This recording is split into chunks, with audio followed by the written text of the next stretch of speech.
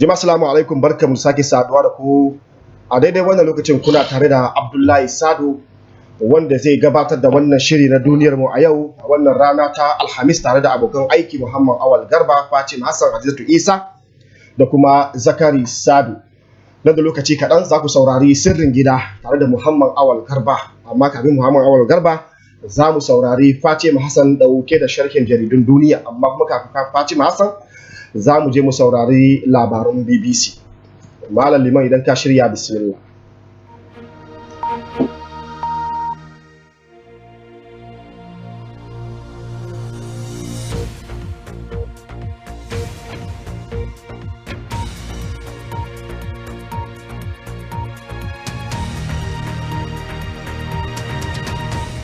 To jama'a, barka da sake saduwa da ku a cikin shirin daga nan BBC London, ga takaitattun labaran duniyar da kuma wasanni.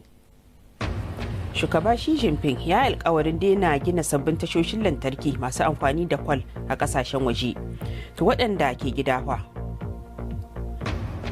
A gabashin Najeriya, baya ga rashin 'yan uwansu da kuma kicikicin samun kuɗin jana'iza, iyalai na kuma kokawa da yadda majami'u ke ɗora musu haraji. A Thailand kuma za mu ga yadda mutane ke shuke-shuke a saman motocin tasi waɗanda direbobi suka yi watsi da su sakamakon corona.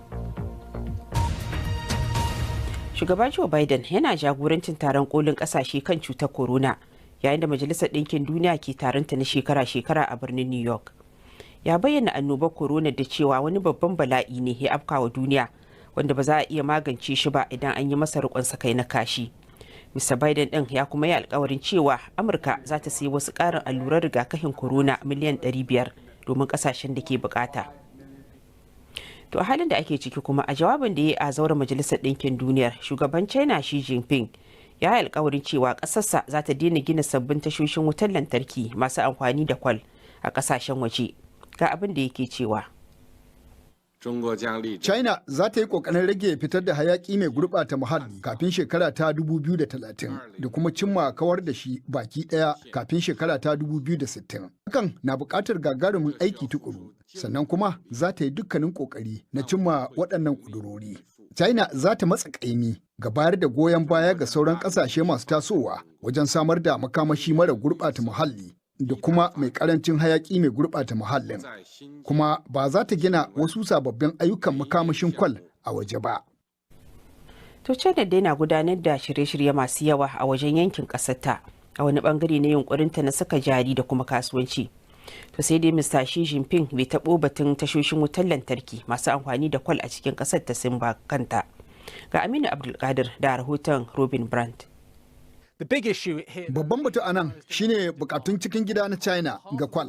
Rabin dukkanin kwal ɗin da ake konawa a duniya ana kona shi ne a nan, kuma har yanzu tana samar da rabin man da ake amfani da shi don samar da wutar lantarki a wannan ƙasar. China na amfani da tashoshin wutar lantarki na kwal a nan, waɗanda wasunsu za su kai shekaru 50, kuma tana sa ran ci gaba da ƙara buƙatar ta kwal a cikin shekaru 5 masu zuwa. Wannan shine babban batu a nan, buƙatar cikin gida ta China ga kwal, abin da dole ya rage ta fuskar muhimman matakan tinkarar sauyin yanayi. To idan kuna so za ku iya samu wasu bayanan akan wannan labarin da ma wasu a shahinmu na intanet bbc.com/hausa, wanda za ku iya samu a wayoyinku na salula. Yanzu kuma ga wasu labaran duniyar. A Birtaniya, wani sabon bincike ya nuna cewa wasu ƙananan ƙwayoyin halitta da aka samu daga jikin dabbar lama za a iya amfani da su wajen yin maganin corona ta hanyar yin maganin fisawa a hanci. Masana kimiyya sun gano cewa ƙwayoyin halitta na farma ƙwayar cutar COVID yadda ya kamata. Ana fatan sakamakon binciken zai iya sa maganin coronar ya zama da arha da kuma sauƙi. A jamhuriyar demokradiyyar Congo, an yankewa wani shugaban tawaye hukuncin ɗaure rai da rai saboda aikata laifuffukan yaƙi da kuma cin zarafin bil'adama. A 2017 ne Chance Mihonya, wanda ya tsere daga rundunar sojan Congo, ya kafa ƙungiyar tawayen. Kotun soja ta same shi da laifin satar jama'a da yawa da kuma azabtar da su. Jana'iza a gabashin Najeriya na da tsada sosai. Baya ga kuɗin gudanar da jana'izar, ana kuma sa ran iyalan mamaci su biya coci da ƙungiyoyin al'umma haraji da wasu kuɗaɗen waɗanda za su iya kaiwa dala 300 na Amurka. To amma kamar yadda wakilin BBC Chioma Abiniwa ta gano, a yanzu wasu mutane sun tashi tsaye don yaƙar tabi'un. Ga Ibrahim Mishinyawa da fasarar rahoton. Shekara guda da ta wuce ne Uche Modili ya rasa matarsa, amma bayan damuwar rashin ta dai dole kuma ya fuskanci maganar kudaden da zai kashe masu yawa wajen binne ta. The church made the matter so worst. They said we should give them. Coci ya sa wannan lamari ya ƙara yin muni sosai. Ina tunanin sun ce mu ba su 100 da wani abu. Sun yi ƙoƙari su faɗa mana abubuwan da za mu iya ba su kafin su zo. Mun karɓi bashin kuɗi. Idan baka da wanda zai baka bashi, kana iya sayar da filinka ko kuma ka sai da wani abu naka mai daraja. Babu wanda wannan lamari dai bai shafa ba. Har mawallafiyar nan mai suna Chimamanda Ngozi Adichie wacce ta yi bayanin abin da 'yan gidansu suka fuskanta a lokacin binne iyayenta. A wani rubutun da ta yi wa jaridar Vatican, mawallafiyar ta koka da yadda coci ke mai da hankali akan batun kuɗi. Sannan ta yi ikirarin cewa babu wani tausayi da aka nuna wa gidansu saboda jimamin rashin da suka yi. Ta rubuta cewa mun yi ta roƙo da kuma tattaunawa game da ranar da ta dace a yi jana'iza, tare da nuna wa limamin cocin wata girmamawa wadda ba har zuci ba, saboda gudun kada ya canza tunaninsa ya kuma yadda da jana'izar. Archbishop na lardin Ecclesiastical na Enugu ya ce ana buƙatar kudaden ne da ake baiwa cocin domin gudanar da shi. When you die, you now say church come and bury you. We're not undertakers. Sai mutum ya mutu, sai kuma a zo a ce coci zai binne shi. Mu ba masu binne gawa ba ne. Wasu mutane ne ke kula da cocin, saboda haka yana da muhimmanci kai ma ka ba da taka gudunmuwa wajen kula da shi. Coci dai yana taka muhimmiyar rawa a rayukan mutane a nan. Dalilin kenan da yasa idan aka yi rasuwa iyalai ke gwammacewa a ce coci ya halarci jana'izar. Amma akwai kuma abubuwa da ake matsawa sai an yi na al'ada. Wata kungiyar mata ta Umuwada da ta kunshi yara mata na farko da aka haifa daga ƙauye ko kuma gari na kasancewa wajen binne mamaci a koda yaushe. Idan har kungiyar Umuwada ba ta halarci wajen jana'iza ba, to ana ɗaukar cewa jana'izar ba ta yi ba. Mutane da dama na cewa kungiyar tana amfani da ƙarfinta ta hanyar da bata dace ba, zargin da wasu 'yan Umuwada suka musanta. The Umuwada is the problem. Ƙungiyar Umuwada ce matsala a kowace jana'iza, amma yanzu kowa na magana a kanta saboda tana wuce gona da iri. Wasu sarakunan gargajiya su ma sun amince za a iya canza al'adun da aka jima da yin imani da su. Muna fahimtar cewa duniya tana sauyawa kuma ba za ka kammala binne iyayenka ba, sannan kuma ka koma talaka. Abin da ya kamata mu yi shine mu rage kuɗaɗen da ake kashewa. Kamar sauran mutane da dama, dole yanzu Uche Modili ya rayu ba tare da matarsa ba. Ya ce fatansa kawai shine samar da wani tsari na adalci domin binne mamata, amma kuma wanda zai girmama waɗanda ke raye.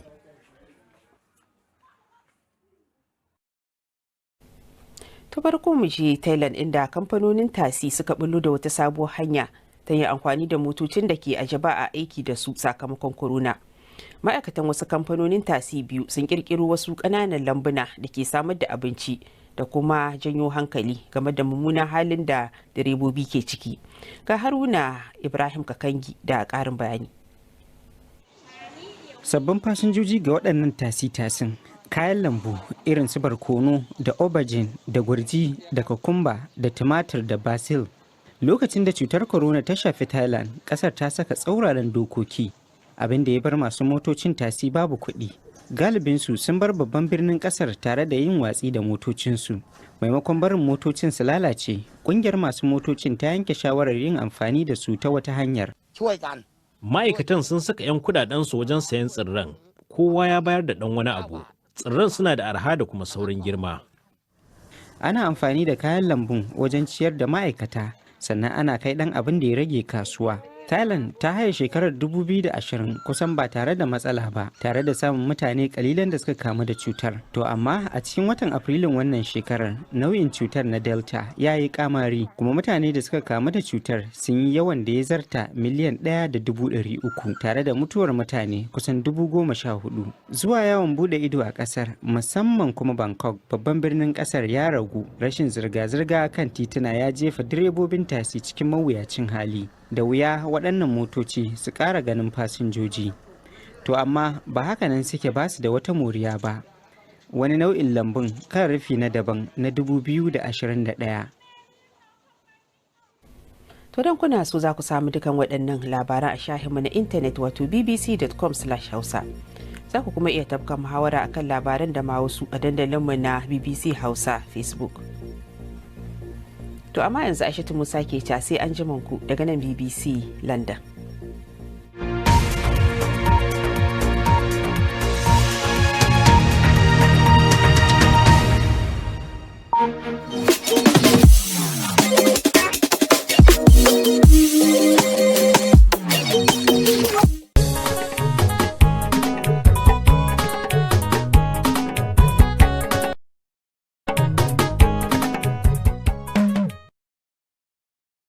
Amala Liman Muhammad Nasir Laban mun da wannan saurayin da zan baya abokan aiki na magana ɗaya bayan ɗaya za su gaya mana da me suka tashi yau. Zan fara da Hadizatu Isa wacce ba ku saurare ta kwana biyu ba ta rasa zan ce kakanki ne za ce insha Allah. Allah jikan shi da rahama ko Allah ba ku haƙuri insha Allah da shi mahaifin namu shi ma Allah ya bashi haƙuri Allah ya bashi dangana. Amin. Yanzu Isa me zake cewa yau me yake tashi da shi yau? Da farko na gaishe da masu kallo da sauraron mu barkamu da safiya yau da fatan kun tashi cikin ƙoshin lafiya. A yau ina ɗauke da labarin wata ɗaliba ce a can yammacin ƙasar Kamaru inda wato aka same ta da makami wato wuƙa kenan a hannu yayin da take wato faɗa da wani ɗalibi yanda ƙawayenta suka kama ta domin kai ta wajen malaman makarantun domin gaskiya hakan bai dace ba ɗaliba da wuƙa da hannunta. Wannan abun da ake yawan ta yi a nan ƙasar Kamaru. Yawancin makarantun ƙasar Kamaru ana yawan ta gani wato ɗalibai da makami har ya kai ga wato suna kashe ma malaman makarantunsu ko kuma su kashe wato wasu ɗaliban ba ma makamai ba wani ƙwayan wato shaye-shaye duk ana ganin wato ɗalibai da su ɗauke a makaranta. Shin babu tsaro ne a makarantun ƙasar Kamaru ko kuma wato su ɗaliban manufansu kuma daga ganin wannan makarantar gwamnati ce yawanci a makarantun gwamnatin ake ana aika su makaranta saboda tarbiyya amma kuma an ga cewa yadda suke tafiya gaskiya ba da tarbiyya amma kamar akwai sakaci a ciki ba na ba sani ba ko na malamai ne ko me za a ce ba sani ba da akwai sakaci sosai sakacin gwamnati ma Abdullahi Saro domin malaman ba sa tantance su saboda ba sa biya da tsada saboda ba sa biya da tsada makarantun gwamnati mun san cewa a yayin da ake shiga makaranta da safiya ana caje ɗalibai da kuma masu shiga daga kwayoyi a suke shiga suna sai da ma a makarantun malaman ma da hannun su a ciki akwai yaro da aka kama shi ya dauki da wani abin nan wata jaka da abin nan a cikin kwayoyin kawai to wannan abu ne da Allah kiyaye dai ya nuna aika yara makarantu ba san abin da ake a can ba wannan iyayen na tabbata iyayen ba su san cewa ta dauki wannan wuka ta fita da shi ba ta ji abin ta yi wannan ba sa caji ma ainihin fasoshin yaran su iyayen wataƙila dai abin da ya kamata a yi kenan daga gidan ma to wannan ai wani daga gidan ma mutum ya fita sayan wuka ba wani abu bane ba yaro ya niyyar cewa zai auka wannan shine haka yanzu ko ina ana samu su da su yake su kawai yake insha Allah Muhammad Awal Garba da me ka tashi assalamu alaikum wa alaikum salam wa rahmatullahi wa barakatuh masu kallon salamu barkanmu da sake sauraron ku yau dai na tashi ne da wani bawan Allah wanda yake bukatar ya kuɗi ta kowane hali kuma a yayin da ya shigo cikin kasuwa da yan uwansa gaba ɗaya sai ya fara tuɓe kayansa ya zama tsirara yawo kuma yanzu yawanci matasa sukan shiga irin wannan aiki na wanda zai kai su ga halaka domin suna neman yadda za a yi dai sai dai an tara abin duniya to yau ga abin duniya ya zama masa alaƙa kai yanzu dai gashi ya zama ya haukace na ga wannan bidiyo har yana cewa kamar an tambaye shi mahaifiyarsa ya ce zai bada ba zan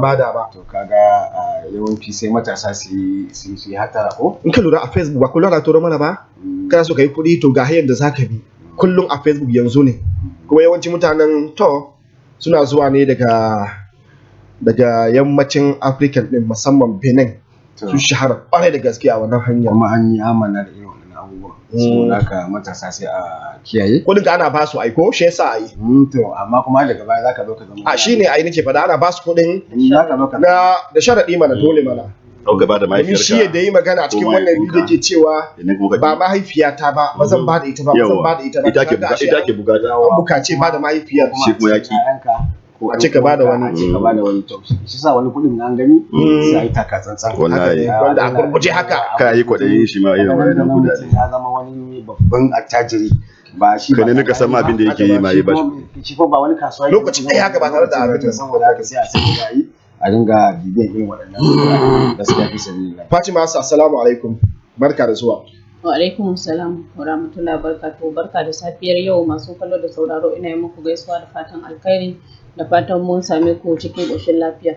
A safiyar yau ina ɗauke da labarin na nan ƙasar Kamaru ne, inda wato hukumar kare haƙƙin ɗan adam na ƙasa da ƙasa ciki har da wato Human Rights Watch na Amnesty International na Majalisar Ɗinkin Duniya kenan suka buƙaci wato gwamnatin ƙasar Kamaru ta sako 'yan adawa waɗanda ta kama su a wato ranar 22 ga watan Satumban bara, shekarar bara kenan, a yayin da suka fito suka gudanar da zanga-zanga na ƙin amincewa wato da ci gaba da tafiyar da ƙasar Kamaru da shugaba Biya yake yi, inda wato ya kasance ya kwashe shekaru 40 yana jagorantar kasar Kamaru. Magoya bayan Maurice Kamto kenan wato 'yan jam'iyyar MLC a sako su wato kusan su 124 bayan an kama kusan su 500 wanda kuma ana ganin an sako daga cikin su. Ta buƙaci a sako wa'annan sauran wa'anda ba a sako su ba wanda suna nan a tsare a gidajen yari aka rarraba su na kasar Kamaru. Kusan kuma ba a tun shekara guda da aka tsare su babu wanda aka kai kotu balantana a ci an yi mishi shari'a an san me yake ciki. Gashi kuma ba kwanan nan dai lauyoyinsu sun janye wato karar ko suka ce su ba za su ba su bukaci wato halartar wannan kotu ba, kasancewar wato ana take haƙƙin waɗannan mutanen MRC ne yawanci ko? MRC ne Abdullahi Sadu. Kuma bayan malugoyin adawa Maurice Kamto. Ni abin ma mamaki wa'annan kungiyoyin kasa da kasa na Human Rights Watch da Amnesty International an kashe sojoji ba su fito sun yi Allah wadai ba, amma da na MRC ne kamar ne da wani haɗin baki da ke karkashin abin ba za su cimma burin su ba. To shi kenan zaka sa ka rike magana kuma ka ci gaba. Kai nake ko? Assalamu alaikum. Wa alaikum salam da fatan kana lafiya ko? Kuma na taya Hadizatu Isa wato jimamin rasuwar kakanta a ji kansa da rama kuma da cikan musulmai. Jama'a masu sauraro assalamu alaikum barkamu da wannan lokaci. To Abdullahi Sadu ne dai na tashi ne da wato wannan labari da na samu da wanda ya faranta min rai, kuma daga baya kuma idan ka duba sai ya bakanta min rai, wato abu biyu ne ya zo mini guda daya. Saboda gwamnatin kamar ta dauki tsarin matakai ganin cewa ta kawo wato karshen yan aware ko kuma wato rikice-rikice ko kuma ta'asan da suke yi kan ainihin sojoji, saboda shugaban kasa Fulbiya ya bisa umarnin shugaban kasa ministan tsaro na arewa maso yammacin Kamaru yanzu aka shi da Bichi Asomo ya dauki matakin ganin cewa waɗannan mutanen ba za a ba su sharuwa ba, su ma za a mayar musu da martani daidai yadda suka kashe ainihin waɗannan sojojin. To abin bakin ciki a nan shine ba farko bane fa. To ba farko bane. A farko bane ake wannan kai waɗannan makaman kuma sojojin salo da kuma wani sabon tsari da suke kawo. Dake wayancan ma suna da tsari su suna suke yi bisa tsarin waɗannan. Idan ku kawo sabon salo su ma su canza nasu salon. Yawa to ba ce ba. To kuma abin mamaki da abin da ke abin bakin ciki a wannan shirin tsarin nan shine Abdullahi sai idan ka duba da yan Kamaru ake yaƙi tsakanin Kamaru da Kamaru, wato yan ƙasa ne sojojin yan Kamaru kuma su yan kansu yan awa da ma yan Kamaru ne. To wannan shine hada zai iya kaiwa kamar dai yaƙi ake da wata ƙasa daban. To ka gane wannan shine abin bakin ciki. To Allah kiyaye, Allah ya tsare. Ni kuma abin da tashi da shi shine kun san daga shekaran jiya muka tattauna akan waɗannan yara guda uku waɗanda suka rasa rayukansu sakamakon gubar da kishiyar mahaifiyarsu ta shiga cikin wato shayi ɗinsu koko. To mun tattauna da shi na taɓa shi mahaifin kamar da muka yi alkawari muka ce insha Allahu za mu yi ƙoƙari wato mu sanarwa jama'a abin da ake ciki. Kamar da muka saurari bayani dai ba yara mata uku ba ne, namiji ɗayan ga sunan da kuma waɗannan yarar guda biyu. Yanzu mahaifin na layi za mu je mu saurare shi. Alhaji Haruna assalamu alaikum, barka da zuwa wannan tasha Hausa 7 tauraruwar al'umma.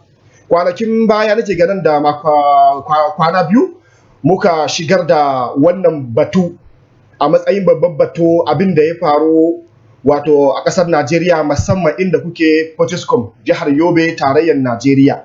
mun sanarwa al'umma abin da ake ciki kuma a gaskiya sun bayyana bakin cikin su kamar da mu ma anan muka bayyana bakin cikin mu saboda wannan abu ne mai karfi gaskiya abu ne na bakin ciki.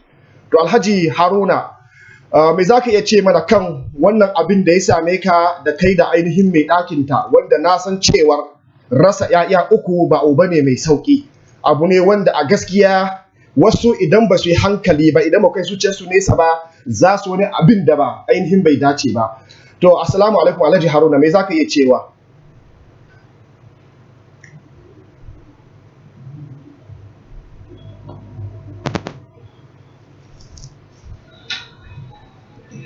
Assalamu alaikum warahmatullahi wabarakatuh. Wassalatu wassalamu ala asrafil anbiya'i wa imamil mursalin sayyidina Muhammad wa ala alihi wa sahbihi ajma'in. Assalamu alaikum. Ana Abdullahi, na ji ta'aziyya da Kano da kuma dai ta'aziyya da yan uwa mutane da suke Kamaru, kuma na gode. Sannan kamar da kuka ji labari, lalle sunana Alhaji Haruna wanda ke nan garin Port State a nan anguwan Bodawa A, ɓangaren Makara Huta, gidana na kusa da makabarta. Lalle wannan abu da kuka ji gaskiya ne. Yaran nan da suka rasu guda uku, wanda Allah ta'ala ya jarrabe ni da wannan ibtila'i da ya same su, lalle magana ce ta gaskiya a kishiyar mahaifiyarsu ya ta aikata wannan al'amari. Yara ne guda uku, babbar sunanta Maryam Alhaji Haruna, akwai kuma Ahmad Alhaji Haruna, akwai kuma Zainab Alhaji Haruna. Wannan yara na ne na haife su duka uwarsu ɗaya, saboda rashin jituwa da take da uwarsu ta sa guba a cikin shayi ta ba a yaran nan, kuma ya zama shi ne sanadiyar mutuwarsu. Amma dangane da shi wannan abu da ya faru, na miƙa dai zuwa ga Allah. Allah ne zai yi masa kai zai saka mu, saboda dama Allah shi ya bani su kuma shi ya karɓi kayansa. Yau sannan kuma wannan shi abu da ta yi, Allah ta'ala shi ya san me yake nufi da haka, ya kaddara musu wannan al'amari ya zo musu ta hanyar haka. Amma ko ta kashe so kar ta kashe ranar nan ta Juma'a, ranar ne za su mutu kwanan su ya kare. Da dai ta fata zama dai musabbabi ce na tafiyar su.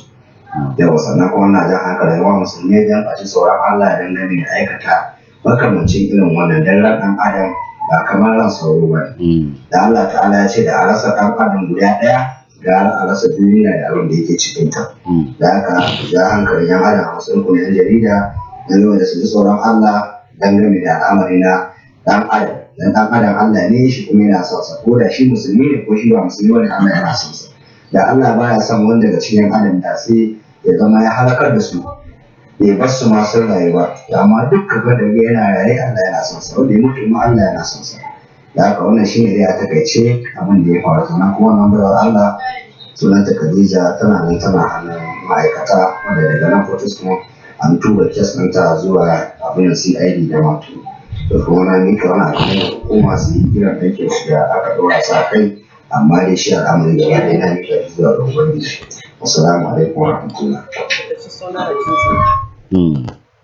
Wa alaikum salam wa rahmatullahi wa barakatuhu. Alhaji Haruna kenan. Muhammad Awal Garba, me zake cewa bayan wannan kasar da tako yayi domin ka rasa yara uku nan take, kuma ka saurari irin maganganun da yayi waɗanda a gaskiya sai mai imani ne kwarai da gaske, cikakken imani zai iya furta waɗannan kalaman. In ba irin waɗannan mutanen ba, wani kam idan ka ji abin da zai furta abu ne wanda ba daɗin ji, ko da ke za a iya sanin cewa dai ba a banza ba da zai iya furta waɗannan kalaman, kasancewa ya shiga matsi ne. Abdullahi Sa'adu, ka sami dama ita a shari'ar musulunci tun farko dama an ce da daddara yana cikin jigadin musulunci wanda yake yadda da kaddara, ko mai kyau ne ko kuma mara kyau.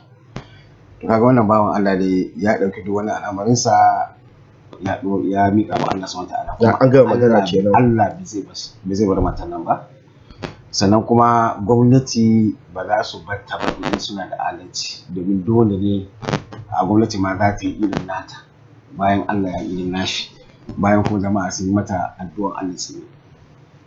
Shine wannan malam Alhaji Haruna, ni ina sake wato ja mana kunni, musamman mu maza masu aure don ya shafi faɗi wannan. Yawa ni na daga ciki ina yawan aure. Haka ne. Yawa mu san wa za mu kawo gida.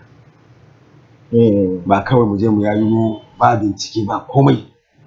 Ka je ka yayi mu kawai ka zo ka jabga a gidanka ba. Tunda akwai zaɓin da annabi shi kansa yi mana cewa mu zaɓi wacce ta yawa tafi wanda tafi imani ko tafi addini. Haka ne. Don zaga ta haɗa gaba ɗaya, ta haɗa duniyar da lahira. To kuma yawanci wanda suka fi addinin ma akwai matsala. Don goma ka samu ma dan wanda ta dan yi addini ta dan san addinin ka dan in ka kawo mata dan hadisin ka dan awinka za ta birkice. Wanda kuma ta san addini ma gaba ɗaya kuma wani lokaci matsala ne. Ka ji gama da kai da ayoyi. Wallahi matsala ne sai ka tana maka abin da ma da ila ba ta. Akwai su haka. To saboda haka ni ina man ja mana kunne Allah don Allah mu yi hankali kuma yaran da Allah ya ba mu amana ne. Gobe Allah zai tambaye mu. Madalla, Allah ya garba. Hadis da Isa zai yawo kishiyoyin su kuma waɗanda su ne yawanci suke aikata wannan abin don ba a banza ba mun tankala ba farko kenan ba muna kiwatawa muna a wannan tasha ta mu Hausa baka a gurguje ko. Gaskiya abin da zan faɗa wa mata su rage kishi yana kai su ga su je su yi abin da na sani. Kamar matan nan a yau na san cewa a gaskiya tana cikin cewa da na sani da ban aikata hakan ba. Kashe 'ya'ya 3 'ya'yan mai gidanki kuma 'ya'yanki ne ma za a iya cewa. Ta kuntata wa rayuwanta yanzu. Ta kuntata wa rayuwanta yanzu haka kin shiga halin kakanita sanadiyar abin da kika aikata. Gaskiya hakan duk masu kishiyoyi ku dinga kai hankalinku nesa domin su ma mazajen a gaskiya idan aka bincika za ka cewa abin da ya mata bai dace ba shine wato ta je ta kai ga wato saka kanta cikin mummuna. Amma ba za a goyi babu wani abin da namiji zai bai dace ba ki aikata wannan. Haka kan bai dace ba shi nake ba to su dinga kai hankalin su nesa da abin da mai gida yake musu akan abin da ta yi. A gaskiya su ma suna aikata mummuna. Ba ki gane ba wato ba mutum yayi amma kada a bada uzuri. Wato kenan idan ka saurare ki an ce sati guda fara da ya dawo ita ma da ai da wata mutum ba haka ne sati guda bai dace ba kan jinga wato don ba ta jituwa da kishi abin da malaka na ko bai je biki ana ki kashe naki mana mu gani in za su iya kashe to me in ma ai su akwai masu ƴaƴan ma an ba su kashe nasu sai na wasu zakar sadu abu to a gurguje da yake ba shi bane mutum ne yau zan yi shi a gurguje saboda gaskiya ba za mu taba mu dukan nan muna magana ne amma shi wannan bawan Allah shi yasa abin da yake ji a jikinsa kuma da duk kokarin da yake yi gaskiya wannan mutum na da imani saboda ba kowa bane zai iya maiwa Allah wani idan ka duba kafin ma jami'an tsaro su zo ko kuma sai shi ma ya gama da wannan matar to amma ya dauki duk lokacinsa ya mika wato bukatunsa ga Allah ya ce Allah shi kan zai masa sakayya ya gama komai kamar da aka ce da su. Wannan ni ma na bi wannan sauran amma sai dai mazaje su ta kan san aure ba dole bane idan ba za ka iya ba mace ma idan ɗaya ya yayi maka alhamdulillah shi gama da ɗayan kawai domin ka kuci masifa irin wannan sai dai wasu masifun na zuwa ba tare da kai tanaji wanda ɗayan ma wannan shine abu tsore maka da ɗayan ma na samu amma ba irin wannan ba ba mun gani ba ɗayan ma an gutsore maka tashi masa bismillah. Abin da zan iya cewa anan gaskiya wannan bawan Allah shine wato ya rungumi kaddara ya san cewa ko da bata zuba musu wannan guban ba kwanan su ya kare za su mutu amma kuma ita ta yi sanadiyar su. To ni abin da zan ce anan shine ya kamata mata su san kishi ba hauka bane an san kishi halak ne amma kuma ba irin wannan ba ya kamata su san irin kishin da za su dinka yi domin kada ya su yi wanda zai je jefa su kuma ga halaka. Allah ya kiyaye. Amin amin madalla. Yanzu dai ka Alhaji Haruna sai dai Allah ya baka hakuri da ita mai ɗakin ɗin domin ita kam to wannan sai Allah ya san abin da ke cikin zuciyarta yanzu haka amma kuma tun ta samu dattijo irin wannan wanda yake furta waɗannan kalamun wato nake ga wato ya riga ya shawo kanta domin ta gane gaskiya ce wannan al'amarin da Allah ne kuma a miƙa zuwa ga Allah din kawai Allah ya baku hakuri kawai yanzu ke Hadija yanzu aikin shiga uku daga ci suna Hadiza ba ta ce wannan an ba ta suna ai duwa wuce sunayen ƙwaron Hadiza ko kuma ƙwaron menene ko kuma duka mantawa ne kawai za ta karanta ba to Allah ya baku hakuri da gaskiya domin wannan abu ba karamin abu bane ko to sai mu je mu saurari Fatima Hassan sharhin jaridu bayan wannan.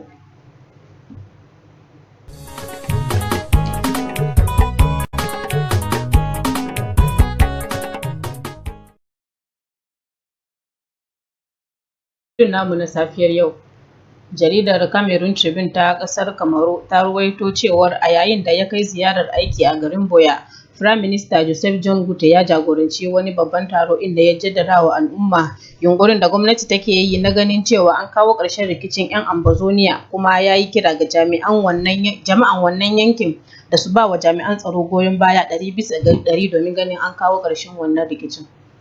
Jaridar L'Economie ta kawo mana labarin cewar ministan kasuwanci ya yi kira ga masu sai da kayayyakin amfani na yau da kullum, musamman masu sai da kayayyakin masarufi, da su yi duba akan farashin kayan, musamman a wannan lokaci da farashin yake ci gaba da hawa.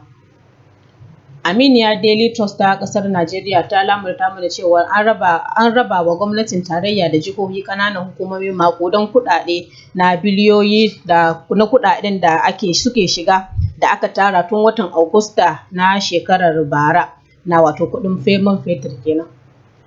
Jaridar Gaskiya ta fi Kobo ita kuma ta ce gwamnan jihar Borno Baba Gana Umar Zulum ya dakatar da shugabannin gudanarwa na kwalejin fasaha na Ramat Polytechnic a Maiduguri na tsawon wata 6.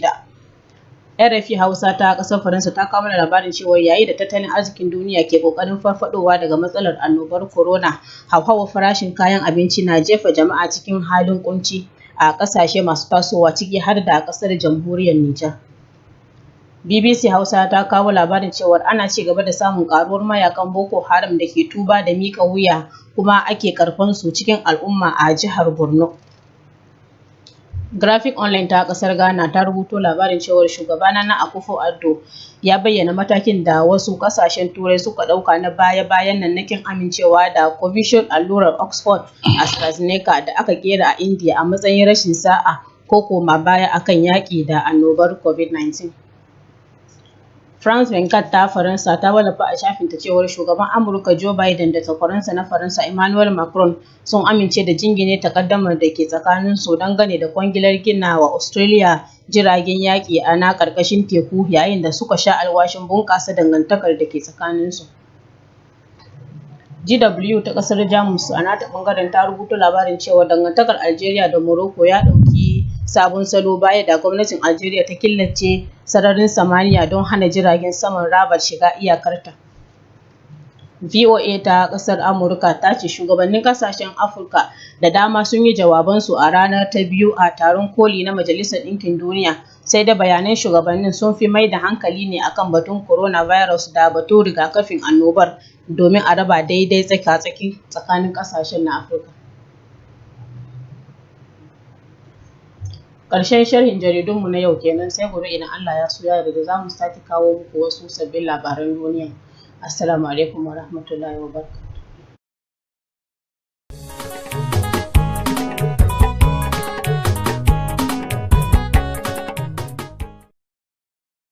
Allah Fatima Hassan sai gobe idan Allah ya kai mu, amma kuma kafin wannan za mu ɗauki ɗaya daga cikin abin da kika sharha mana. Muhammad Awal Garba, kai zan fara baka magana akan wannan abin da ke addabar ƙasar Najeriya. Za mu da kan maganan Boko Haram, kamar da BBC ta wallafa cewar akwai taron da aka yi na gaya wa al'ummar cewar su shirya na tarban waɗannan tsoffin mayakan Boko Haram waɗanda suka miƙa wuya. Wannan ya zo bayan sanarwar da jami'an tsaron ƙasar Najeriya suka yi cewar akwai ɗan Boko Haram tubabbun waɗanda suka miƙa wuya 8,000. Kar a manta cewa kwanakin baya nake ga a farkon wannan mako mun yi maganar cewar ƙasar Kamaru ta aika wa Najeriya tubabbun Boko Haram, tsofin mayakan Boko Haram 800, sama da 850. Muhammad Awal Garba, me za ka iya cewa kan waɗannan tubabbun? Muna yau ta tattaunawa, kai maka ɗauki manyan baki akan wannan batun da kuma su sauran masu gabatar da shirye-shiryen. Yanzu dai zan fara da ƙasar Kamaru.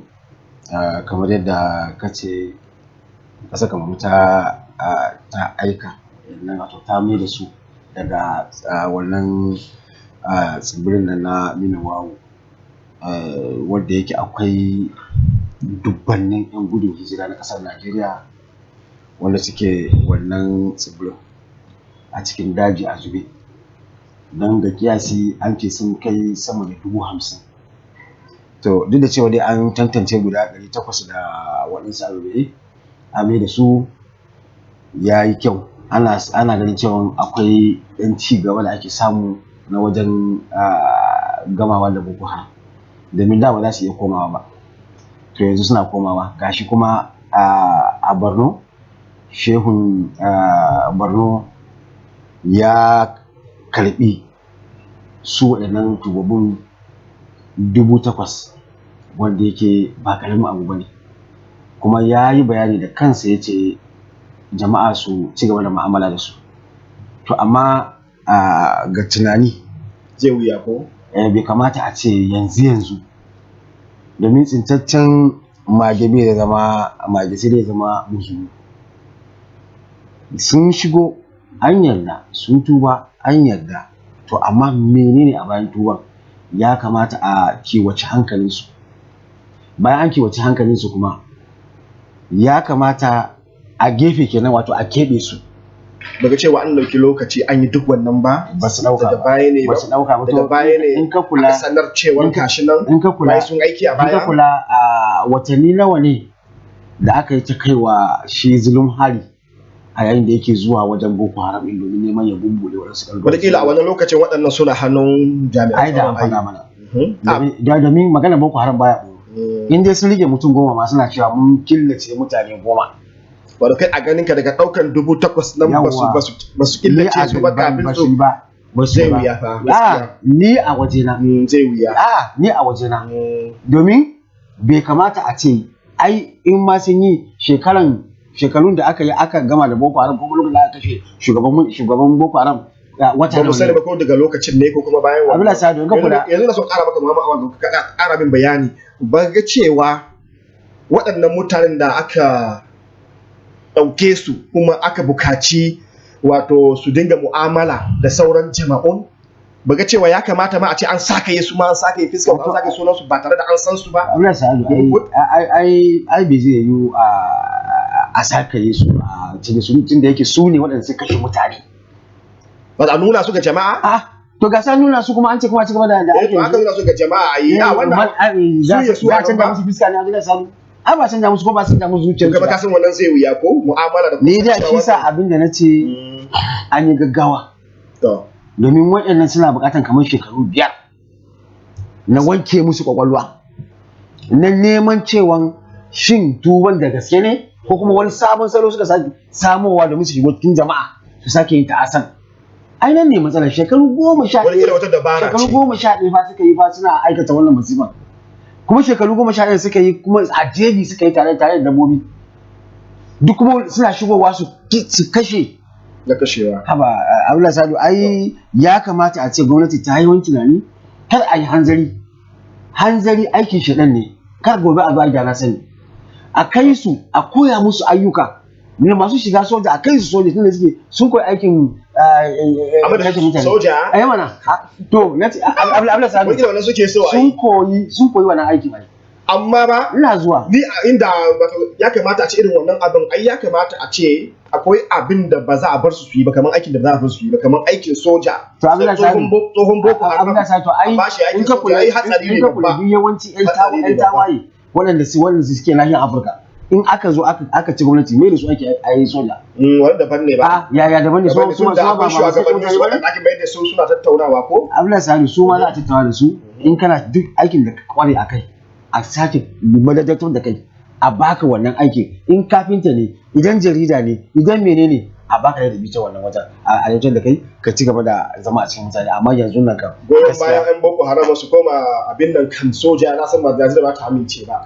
Fatima Hassan, idan kika lura da maganar Muhammad Awal Garba, yayi maganar cewar kuma da ƙarshen gaskiya a cikin bayanansa, kasancewar zai iya yiwuwa watakila waɗannan 'yan Boko Haram kasancewar ana yawan yaƙansu kuma ana cin nasara kan waɗannan Boko Haram, shi yasa watakila wato abin ya gagara ne a can, sai suka miƙa wuya bayan da za su yi, babu abinci domin an toshe musu hanyoyi da yawa. Bai ga cewa sun ga mutuwa kuma ta ce bane, watakila wannan ne yasa suka miƙa wuya, ba wadan a'a wai sun ƙaura cewa manufofinsu na farko.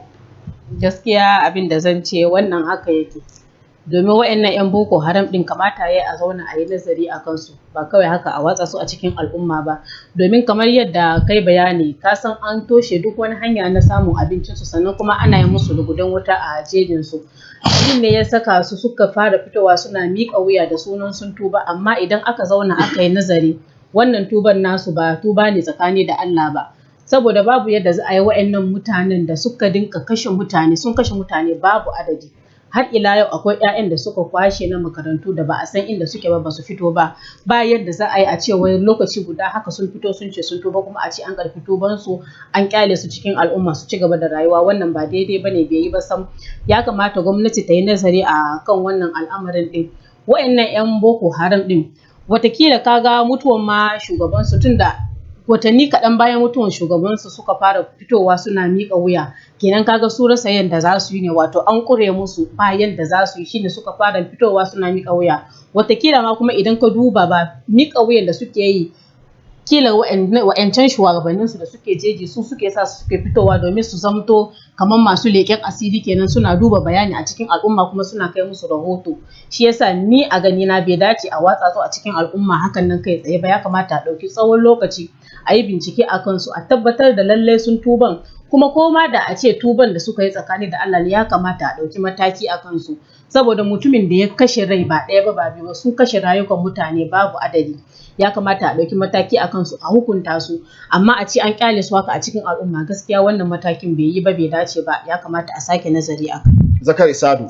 Ita Abdullahi Sadu, akwai wani bincike da ya nuna cewa waɗanda suke miƙa wuyan yawancin su zaga cewa yara ne waɗanda aka sace su, waɗanda aka tilasta musu shiga ƙungiyar Boko Haram. Ainihin ba manyan su bane waɗanda ainihin suka jima amma duk aka sace ba 8,000 kan ayyayawa. Wato magana nake Abdullahi Sadu, domin binciken da aka yi BBC ma ta wallafa tace mafi yawan waɗanda ma suka tuban yara ne kanana da kuma daga ciki da akwai mata. So wannan shine me yiwuwa ne matan da suka haihu Abdullahi Sadu, me yiwuwa ne don nake ga gwamnati Najeriya ba za ta fito kwatsam ta ce za ta yi nan wani abin ba tare da ta yi nazari ba.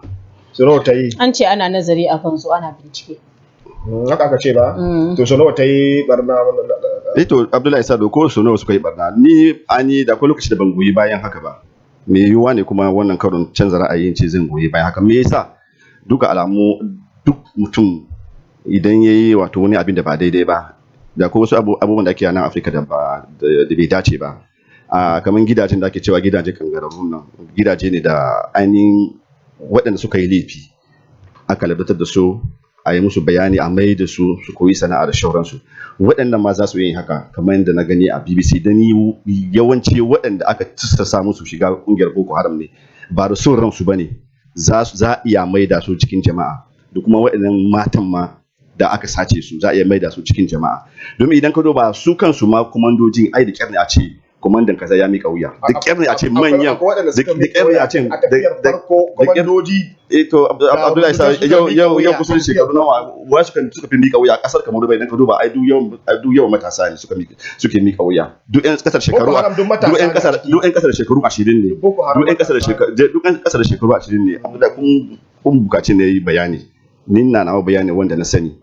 Kuma a tafiyan da ake yi, kuma ban ki ba domin a tafiyan da nake yi ni a gani na abin da ya cancanta a yi, abin da suka ɗauka kamar mataki ni a waje na yayi, a tafiyar da su, kar a je a ce a'a waɗannan ba za su yi kaza ba, domin duk matakin da gwamnati ta ɗauka mataki ne wanda ta zo na ta yi nazari a kai, domin ganin waɗannan matasan ko kuma waɗannan yaran an maida su cikin jama'a su kasance su ma cikin wannan hali. Zakari Sadu, bari ƙara maka, yanzu ka sa akwai wani rahoto da ya ce asusun kula da ƙananan yara da Majalisar Ɗinkin Duniya tare da haɗin gwiwa da ƙungiyar tarayyar Turai ya gane cewa fiye da yara 300,000 ne aka kashe a arewa maso gabashin Najeriya a yakin da ake gwabzawa da 'yan Boko Haram.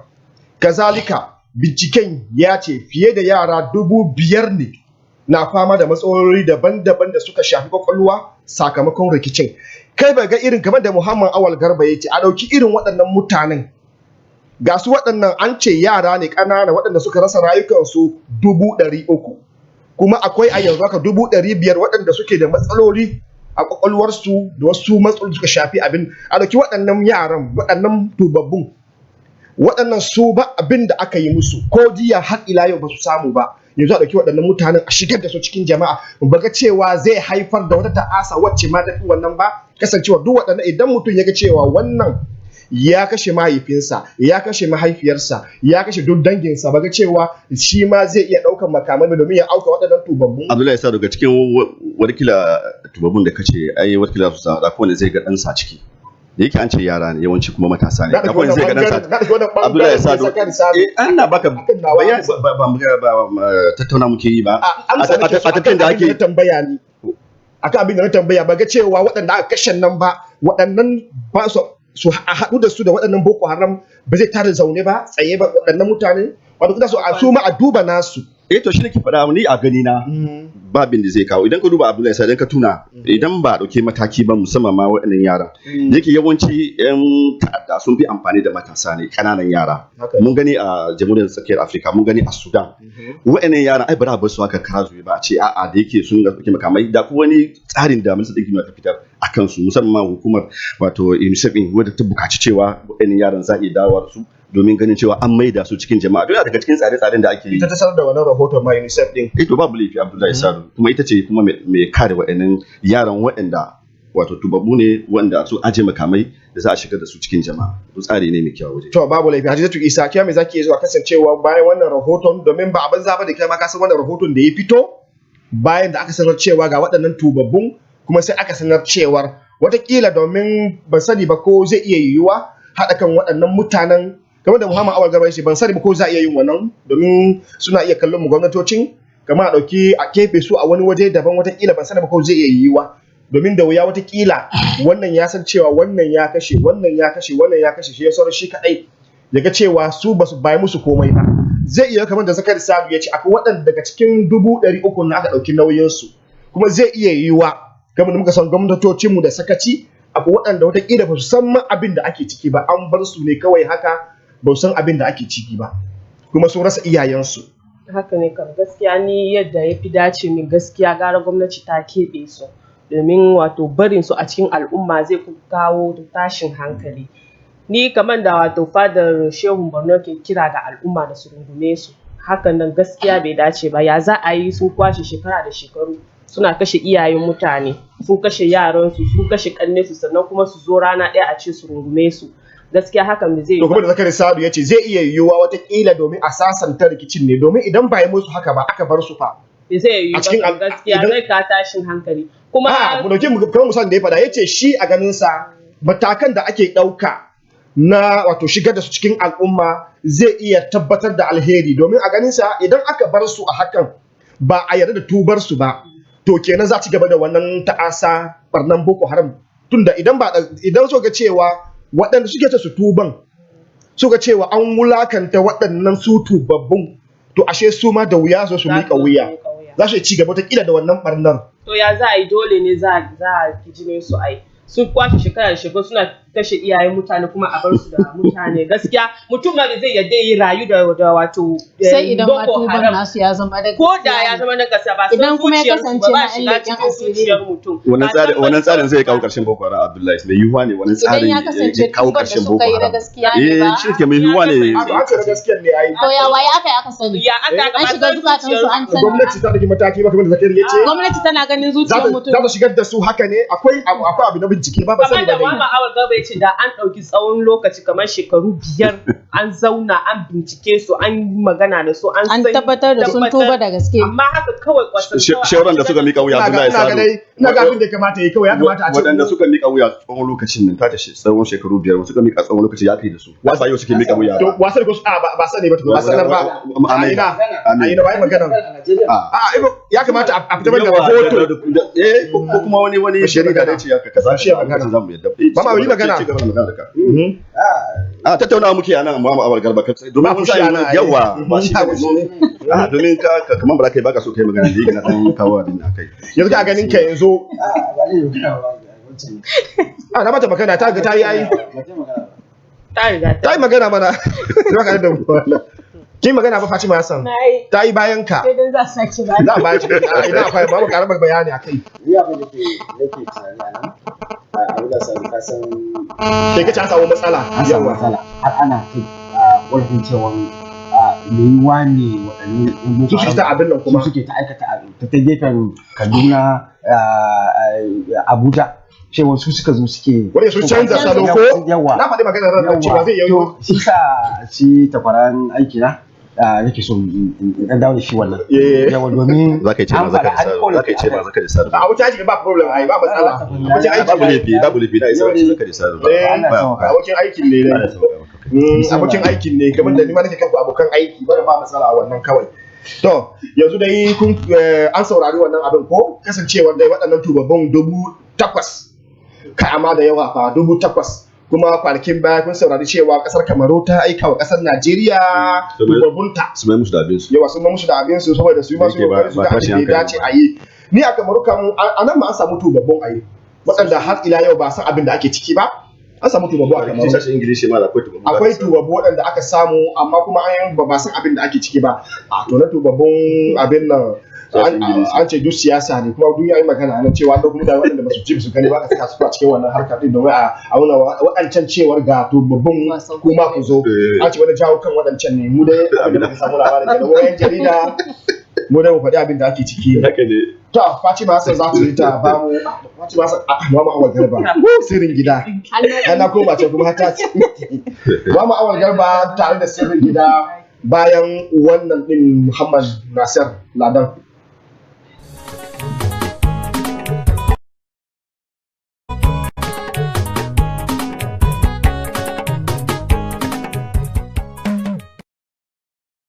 Askalar salon barkanmu da warhaka barkanmu sake dawowa a daidai wani lokaci musamman a wannan shiri na duniyarmu a yau kuma a daidai lokacin da zan kawo sirrin gida. Wannan dai wata baiwa Allah ce wanda ta miƙa wa Hausa bakwai gaisuwa da kuma jinjina na irin ayyukan da ake yi sannan kuma ta yi bayani akan yadda zamantakewar ta yi tsakaninta da mai gidanta. Tsakaninta da mai gidanta dai waɗansu abubuwa da suke faruwa lokacin da kawai suna hutawa da maraice ko da daddare sai a dinga kiransa a waya kuma bai shakkar ɗaukan waya ɗin waɗansu lokuta ya amsa wa kuma tana ganin cewa watakila 'yan mata ne suke kiran shi to wannan abu kuma wani lokacin an bugo sai ya yi kamar yana kallon ta yana ɗan shakkar ta kenan sai ta rasa ita kuma abin da ke damunta tana ganin cewa akwai wani 'yan mata ko waɗansu wanda yake mu'amala da su a waje bayan ita ce matarsa. To yanzu dai sai tana ganin wani lokaci ko ta ɗauki wayan ne ta leƙa sai kuma ta fasa. Ke matsalanta? Shi ne matsalanta ta ce tunan Allah Hausa bakwai a ba ta shawarwari da za ta yi ko ta shiga wayar